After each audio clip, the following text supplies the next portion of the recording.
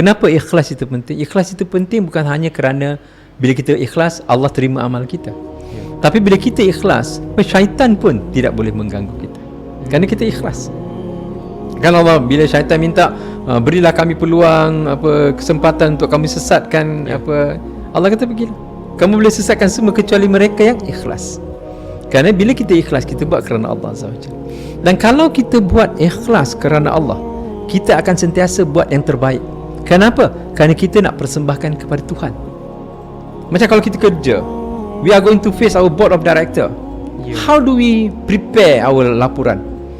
We will prepare the best that we can because we are going to face the board of director, man. So itu makna ikhlas. Bila kita ikhlas buat kerana Allah, ibadah kita akan buat yang terbaik.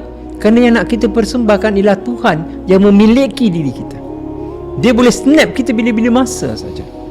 So that is the reason why buat sesuatu dengan ikhlas ni very powerful. Dia bukan sahaja membersihkan jiwa kita, tapi akan menggerakkan kita untuk buat sesuatu kerja dengan sungguh-sungguh. Kerana yang kita nak persembahkan ibadat ini bukan kepada abang kita, kakak kita, kawan kita, raja kita, bos kita, tak. Kepada Tuhan, pemilik diri kita. Nampak tak? Kemudian buat sesuatu dengan sungguh-sungguh. Mana apa? Use whatever potential resources that Allah has granted you to the best of your ability. Allah dah bagi kamu, gunakan, manfaatkan semua sumber yang telah Tuhan beri. Itu makna sungguh-sungguh. Itu makna jahadu. Then baru kata Allah kan ada. Baru you leave it to Allah Azza wa Jal. Then you see the result. If you can believe this, then you will see the result.